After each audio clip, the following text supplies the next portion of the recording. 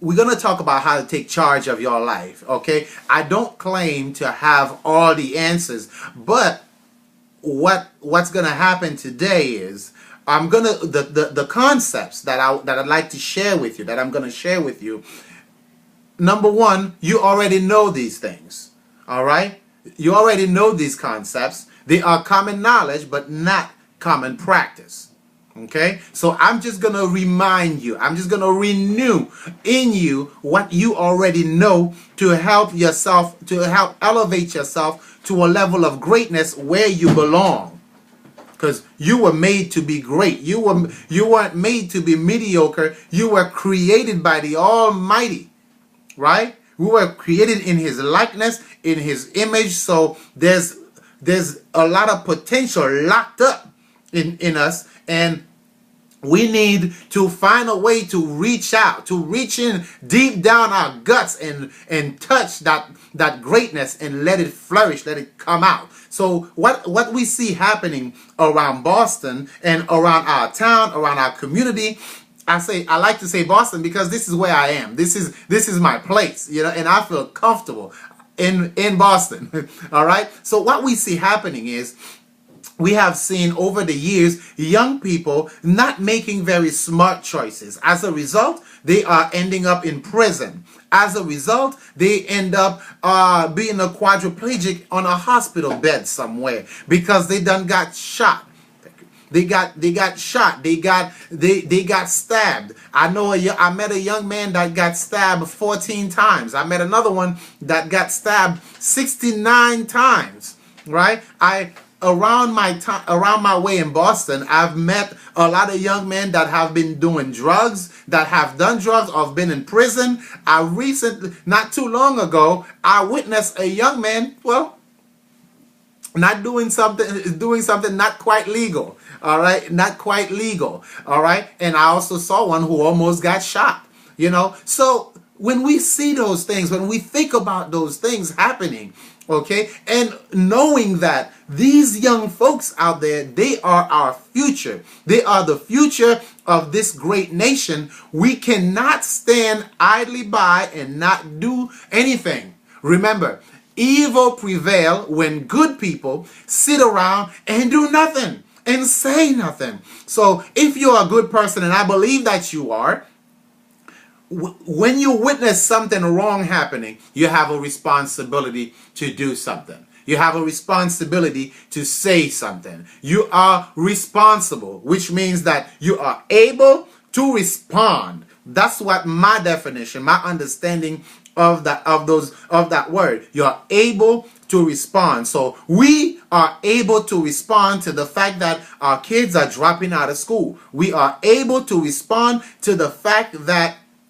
hey, too many of them are ending up in jail. Too many of them are ending up in a cemetery at an early age. Recently, I went to a funeral and I'm looking around the graves, the headstones, right, in the cemetery, and I'm seeing kids that were less than 20 in there, kids that were in their 20s, in their 30s, right? We live in a day and age when people can live way beyond those age. Because science and medicine, right, and all those things have developed to help us live longer. But these young folks have died because they went down the wrong path, right? So we have a responsibility, and we can no longer afford to blame it on the government, to blame it on the city, to blame it on the mayor, to blame it on the police, to blame it on drugs, to blame it on left and blame it on right. We can't do that anymore.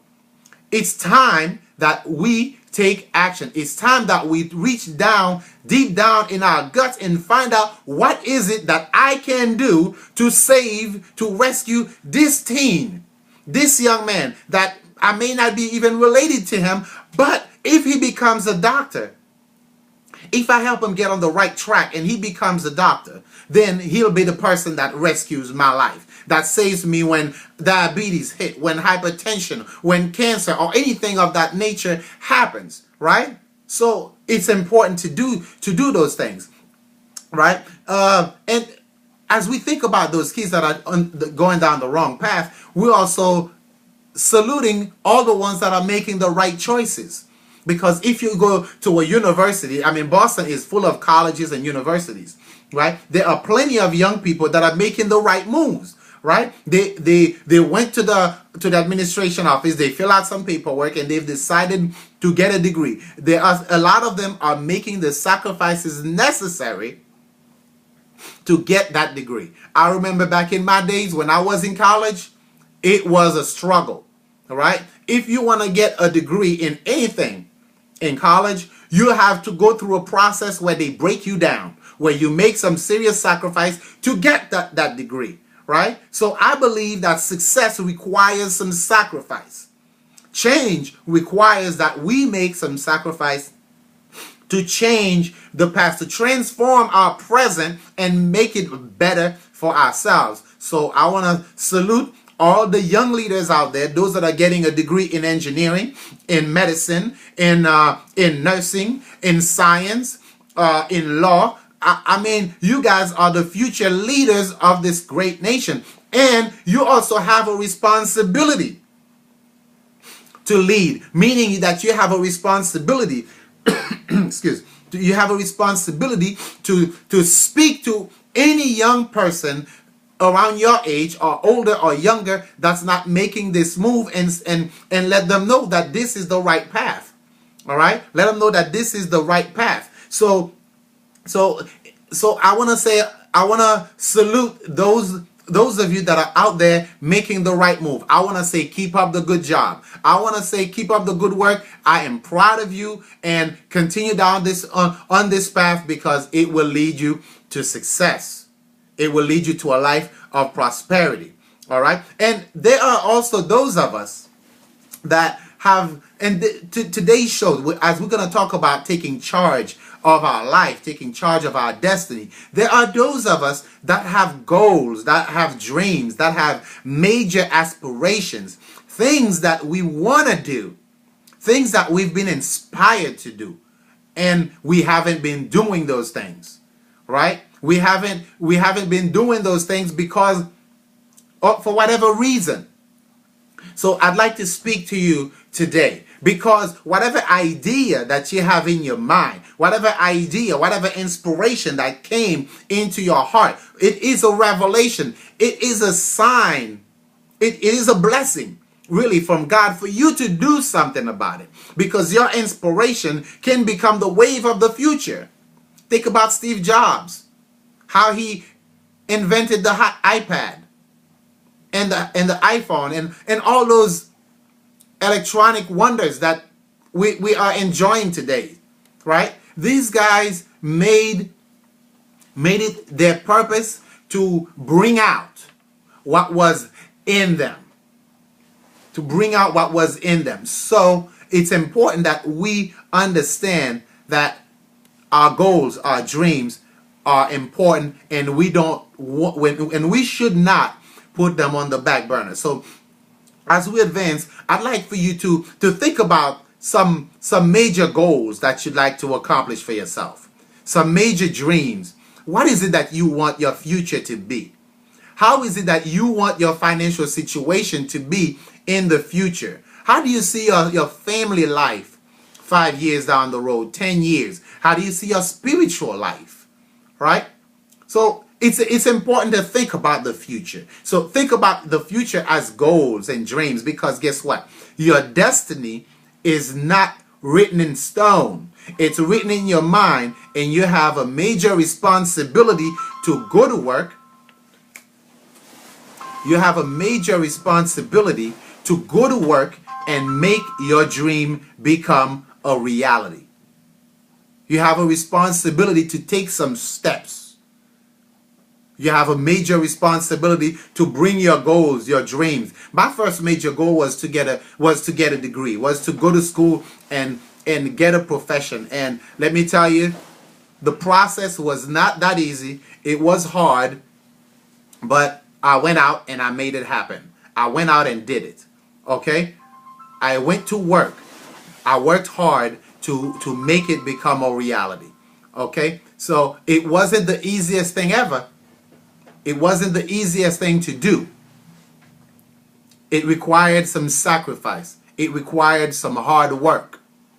It required that I became laser beam focused on what I wanted to accomplish for myself. It required that I stayed focused, that I block out friends, I block out funds, I block out a lot of things that I could have been enjoying, but had I enjoyed those things, I'd be off track. So my first major goal was to get a degree for myself, and by the grace of God, God helped me make it happen. It wasn't easy, but it happened. Okay, so the next type of goal I'd like for you to think about is the people in your life. What are some of the things that you'd like to do for someone that is special in your life? That special someone may be your mother. That special someone may be your father. It may be your wife. It may be your kids. It may be a special person in your life. What is it that you'd like to that you'd like to do later on to make this person's life a better life later on? Okay, some of us, my personal goal was to bring my mother to this country. Okay, I wanted to bring my mother to this country because she is on a wheelchair and she needs better care. Being from Haiti, we were not able to afford the care that she needed. So now, thank God, this country offers a lot of opportunity, and I had to go to work. I needed to make that happen. So I went out there and made it happen. I went to work. It required some sacrifice, and I went out there and worked to make it happen. So I'd like for you to think about the people in your life that mean something to you. Okay? Those people that you love most. All right? And the third type of goal that I'd like for you to think about is your contribution, your social contribution. I think there's a saying that says that we are to be ashamed of dying if we haven't made a major contribution to humanity. If you have not made a contribution, if you have not touched people's lives in a special way, you'll be quickly forgotten, because you will have lived your life in vain. You will have lived a life where, guess what? Nobody will remember you. So it's important to have a goal to reach out, to touch somebody, to touch some lives, to rescue some lives, to become the hero for humanity, for a few people before you check out. So that's a very important goal. It was important to me to go into nursing because I like to help people. It's important to me to be on the radio because I see too much happening around my neighborhood with the young folks that need better direction. I want to leave a mark. This is my mark I'm trying to leave out here. Okay? Me speaking on this radio, on this station, on this show is part of my contribution.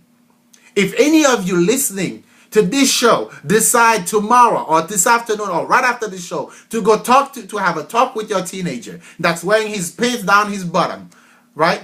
To go talk to your brother, to your friend that's smoking, that's doing drugs. If you pick up the courage to go do that, to help him get on the right path, then I will have touched your life.